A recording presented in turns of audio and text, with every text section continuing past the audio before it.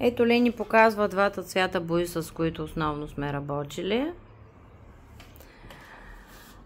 Само да ви кажа, че ако нямате такива бои или бои, които да създават такъв ефект, същият ефект може да създадете с едно обикновено лепило, най-обикновено, като ето показвам ви.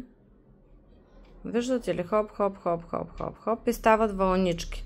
Сега аз няма да нанасям повече, защото вече сложих и от това лепило достатъчно. А защо сложихме още лепило ли? Защото ще слагаме перли в морското дъно. Ето перлата как се нанася. Ето я сложихме перличката. Слагаме перлата в морското дъно. И изчакваме те да засъхнат. Сега ние ще ги нанесем тези перли. Нали, Леничка? В морското дъно.